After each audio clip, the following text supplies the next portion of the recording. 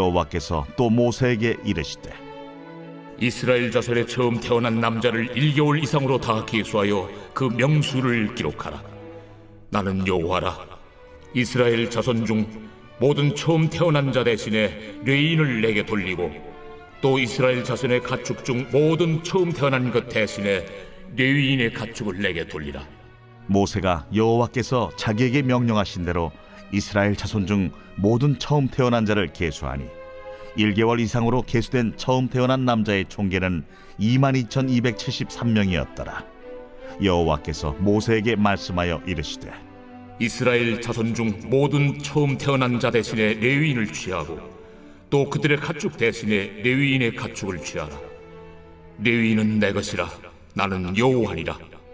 이스라엘 자손의 처음 태어난 자가 레위인보다 273명이 더 많은즉 속전으로 한 사람의 5세겔씩 받되 성소의 세겔로 받으라. 한 세겔은 20계란이라. 그 더한 자의 속전을 아론과 그의 아들들에게 줄 것이라. 모세가 레위인으로 대속한 이외의 사람에게서 속전을 받았으니 곧 이스라엘 자손의 처음 태어난 자에게서 받은 돈이 성소의 세겔로 1365세겔이라. 모세가 이 속전을 여호와의 말씀대로 아론과 그의 아들들에게 주었으니 여호와께서 모세에게 명령하심과 같았느니라.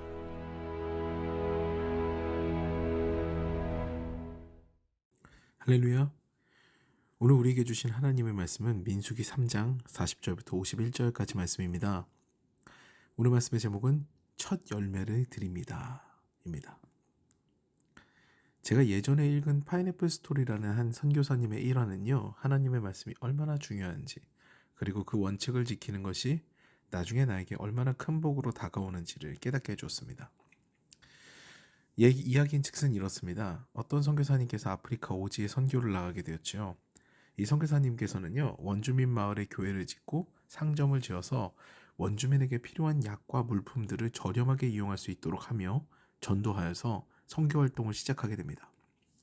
선교사님의 노력은 결실을 맺어서요, 원주민 불악에 많은 사람들이 교회로 발걸음을 떼게 되었고, 그리고 이제는 그 사람들이 늘어남에 따라서 조금 마음의 여유를 선교사님께서는 찾을 수 있게 되었습니다. 이렇게 여유가 생기게 되자 이 선교사님은요, 갑자기 뭔가가 머릿속을 스치고 지나갔는데요, 그게 바로 파인애플이 먹고 싶다는 생각이었습니다. 이 원주민 부락에는 파인애플이 없었던 거예요. 그래서 고국에 연락을 해서 파인애플 묘목을 공수받은 선교사님은요, 원주민 중 한 사람을 고용해서 파인애플 묘목을 전부 심습니다.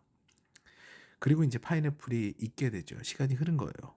근데 따먹을 때 문제가 생깁니다. 수확하려고 하다 보니까요, 이 파인애플이 익을 때마다 족족 없어지는 거예요. 누가 훔쳐갔다는 얘기죠. 그래서 수소문에서 범인을 잡고 나니까 더 놀랍습니다. 바로 파인애플 묘목을 심은 그 원주민이 주도적으로 훔쳐갔던 거예요. 이유인즉슨 정글의 법칙은요, 심는 자가 주인인 거예요. 고용이 아무런 상관이 없는 겁니다. 만약에 네가 파인애플을 먹고 싶으면 네가 심어라, 이런 거죠. 돈을 주고 당신을 고용했지 않느냐라고 선교사님이 아무리 이야기를 해도요, 이건 통하지 않는 거예요. 정글의 법칙이 그러니까. 이에 선교사님은 아깝지만 파인애플 나무를 다 뽑아버립니다. 다시 고국에서 파인애플 묘목을 공수받은 선교사님은요, 그 일꾼을 또 부릅니다. 그리고 이번엔 주의를 주는 거죠. 당신은 이미 나에게 이 돈을 받습니다. 이 삭을 받았습니다. 그렇죠? 예 하고 대답하겠죠. 그러니까 파인애플은 이제 당신 것이 아니라 내 것입니다. 이해했죠? 네. 그러면 이제 파인애플을 훔쳐가면 안 됩니다. 예. 여기까지 대답을 다 받고 난 다음에 선교사님은 안심하고 이 원주민을 고용하게 됩니다. 그런데요, 시간이 흐르고 파인애플이 또 익자마자 이번에도 여지없이 파인애플은 사라지는 겁니다. 고용한 원주민을 비롯한 많은 이들이요, 이제는 맛있는 파인애플을 맛봤거든요.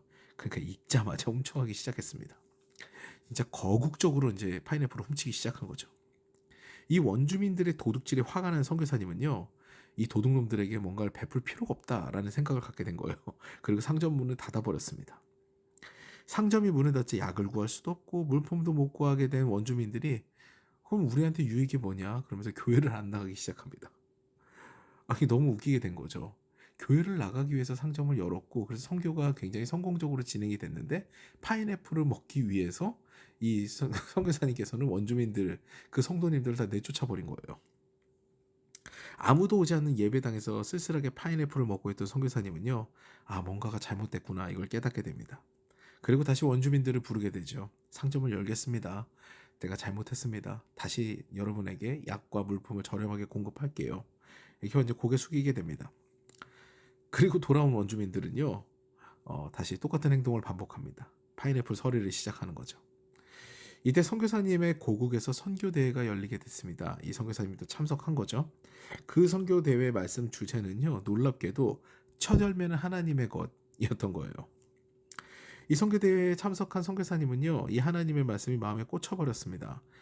첫 열매는 나의 것인데 어찌 너의 것이라 생각하느냐, 이 말씀이 마음을 친 거죠.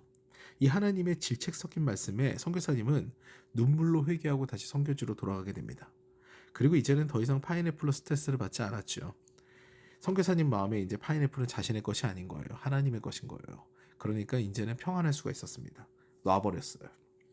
파인애플 서리를 계속해도 이제 선교사님이 화를 내지도 않고 반응도 없으니까 이번에는 원주민들이 이제 궁금해졌습니다.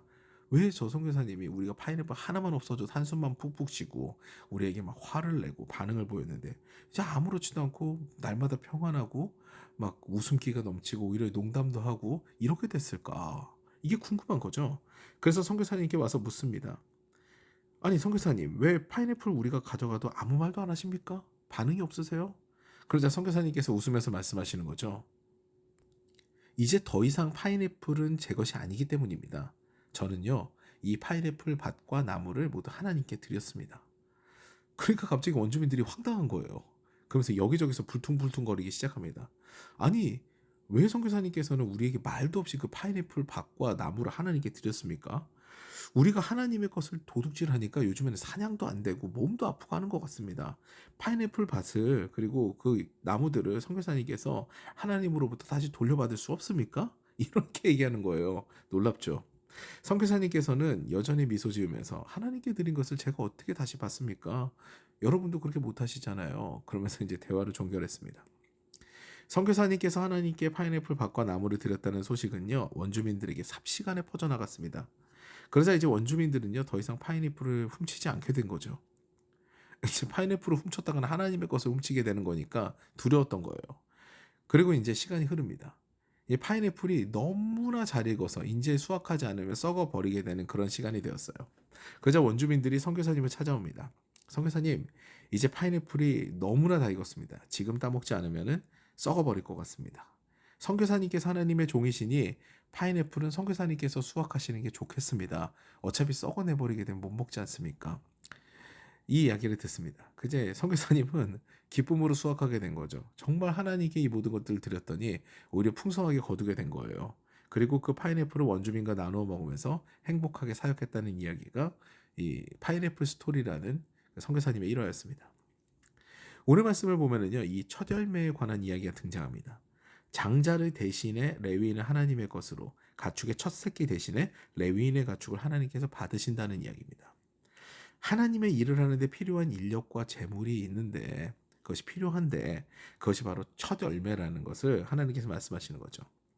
보통 우리가 알바를 하거나 직장을 구했을 때 받은 첫 월급은요, 다른 것의 기쁨이 배가 됩니다. 처음은 그만큼 의미가 있는 거죠. 그것을 하나님께 드린다는 것은요, 하나님, 나의 가장 기쁜 소득, 나의 처음은 하나님의 것입니다. 원래 모든 것이 하나님의 것인데 나의 처음을 받으시고 그 이유는 나에게 모두 허락하시면서 복을 주시니 제가 기꺼이 하나님께 드리겠습니다. 라는 마음이 되어야 된다는 겁니다. 저 역시 이 부분을 하나님 앞에서 실천하려 애를 씁니다. 우리 교회가 개척한 뒤 저는 작년에 휴가를 떠나면서요, 첫 상여금을 받았습니다. 그리고 그 상여금은요, 우리 교회 건축 헌금이 되었죠. 나의 것이 아니라는 생각이 들었습니다. 하나님의 것이죠. 저만 그랬을까요? 우리 전도사님도 똑같은 마음으로 첫 열매를 심으셨습니다. 그 결과 하나님께서는요, 우리가 생각하지 못한 곳에서 채우시고 돌보셔서요, 우리 교회는 물질의 부족함 없이 오늘까지 아름답게 세워져 갑니다. 뭐가 필요하면요, 그때 하나님께서 다 공급해 주시는 것을 우리는 경험했어요. 비단 물질뿐 아닙니다.